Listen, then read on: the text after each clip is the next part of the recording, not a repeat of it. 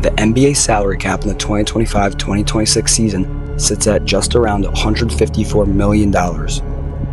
And right now, there are teams flushing tens of millions of those dollars directly down the drain. We're not talking about small overpays. We're talking about contracts so bad, so franchise crippling, that teams literally cannot trade these players because nobody wants them. Contracts that are the reason your favorite team can't add help at the deadline. Contracts that are the difference between a championship and a lottery pick. And today, we're breaking down the worst contracts in the NBA right now. Every single one of them. No filter, no excuses. Let's get into it. Starting things off in Sacramento, a franchise that has somehow managed to make the concept of winning feel optional. Domantas Sabonis is not a bad basketball player. He can score, he can pass, he's one of the better offensive bigs in the league. But here's the problem. He can't protect the rim. He can't shoot enough from the outside to play the four.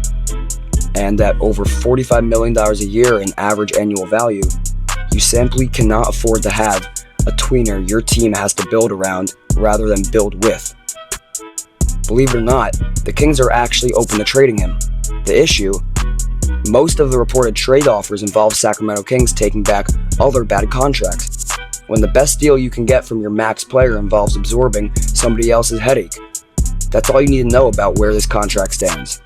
Sacramento is stuck, and Sabonis' contract is a big reason why the franchise keeps spinning its wheels. Yes, 2 Kings on this list. You're welcome, Sacramento fans. Zach Lavine is one of the most gifted pure scorers in the NBA. The athleticism, the handle, the pull-up game, it's all there. On paper, he's an all-star caliber player. The problem is that on paper is the only place where this contract makes sense. Lavine's defense is a liability. His injury history raises red flags. And at $47.5 million a season, making him the 15th highest paid player in the league, his impact simply does not match the paycheck. Analysts have valued his actual on-court contribution closer to $14 million a year. That's a $33 million gap per year. The Kings would actually prefer Lavine to decline his player option for next season. Think about that. The team is literally hoping their second highest paid player just walks out the door. When your front office is rooting against their own player's contract, then you know it's a bad contract. Oh Zion, what could have been? When Zion entered the league, the hype was generational. A 6'6", 280-pound freight train who could jump out of the gym and finish over anyone. The most physically gifted player the NBA has seen in years. The Pelicans gave him a massive extension and cleared the runway for him to take over. And then the injuries kept coming. At $39.4 million this season, Zion has become one of the most expensive question marks in professional sports. When he's on the floor, you can see glimpses of everything he's capable of. But getting him on the floor, consistently, healthy, in shape, and locked in, has been the impossible challenge. The Bulls were actually reportedly interested in acquiring him at the deadline. Think about that. The Bulls, a sub-500 team, was even that trade too much to ask for? Apparently so. Zion's situation is genuinely heartbreaking, because the talent is undeniable, but at the salary, on a young team trying to rebuild, it's a weight around the Pelicans' neck they cannot shake. Here's where things truly get painful. Paul George, $51.7 million a season, the 13th highest paid player in the NBA. And analysts have pegged his actual value at somewhere around $20 million, meaning Philly is overpaying by roughly $30 million this year alone. Now look, in his prime, Paul George was a legitimate top 5 player, a two-way superstar. His peak seasons were genuinely elite, but Father Time is undefeated, and the injuries have stripped away what made PG-13 so dangerous. His health issues gave him low minutes projection, and his statistical downline through the end of this deal is almost certainly going to continue. The Sixers are in a rough spot here. They locked into the contract, paying superstar money for a player who is now, at best, a solid role player on a contender. That is not what you want when you're trying to build something around Joel Embiid. Which brings us to the process. The MVP, the most tantalizing and most frustrating player of this generation. Joel Embiid is making $55.2 million a season. Next year, it jumps to nearly $58 million, then $62 million, then $67 million. By his age 34 season, he'll be eating up over a third of the entire salary cap. Now, when Embiid plays, he's still elite.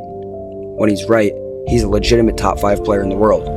The problem is, he almost never plays. He has never played more than 68 games in a single season.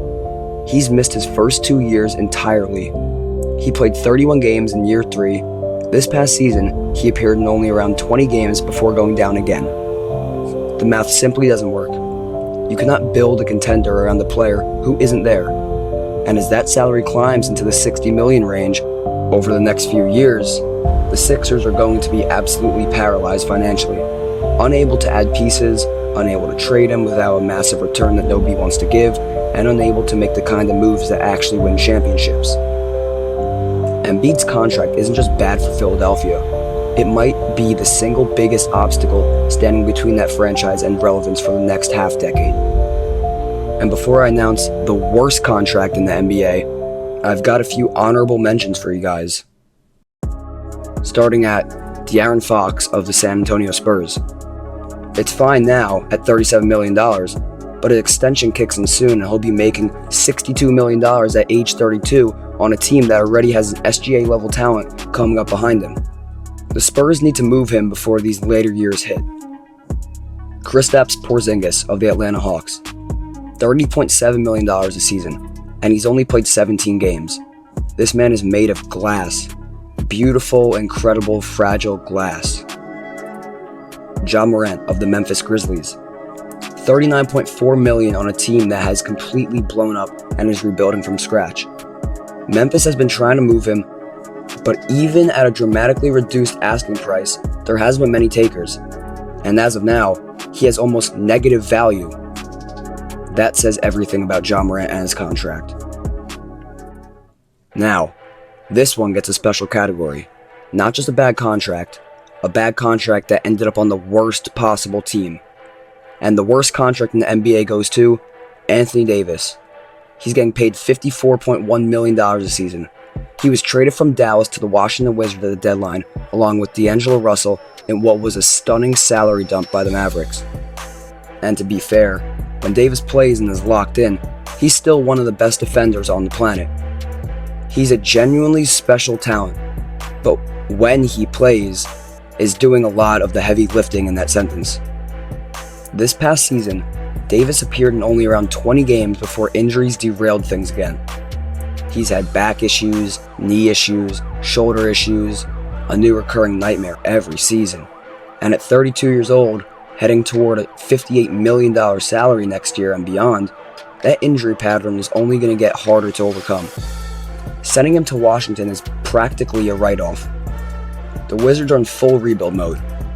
Davis in a Wizard uniform, collecting $54 million while Victor Wembanyama and SGA chase championships down the road. It's one of the stranger images in recent NBA history. 3 years, $175 million remaining, and almost no path to get anything close to full value of it. Here's the thing about all these contracts. None of them were signed by idiots. Every single one of these deals made sense at the time, or at least felt justifiable. Paul George was a superstar, Embiid was an MVP, Zion was the most hyped prospect in a decade, Lavine looked like an emerging star, but the NBA has changed. The second apron means there's no margin for error anymore. You can't just throw max money at whoever is the best highlight reel. You have to think about health, longevity, fit, position, and flexibility, because one bad contract doesn't just hurt you now, it haunts you for years. The teams winning right now, OKC, the Spurs, the Knicks, all have something in common. Their best players are either on a great value deal, or they're worth every single penny. No dead weight, no salary cap anchors, just smart, sustainable roster construction. The teams on this list, they have a long road back. If you enjoyed this breakdown, drop a like and subscribe, and let me know in the comments, which contract do you think is the worst in the NBA right now? I want to hear your takes.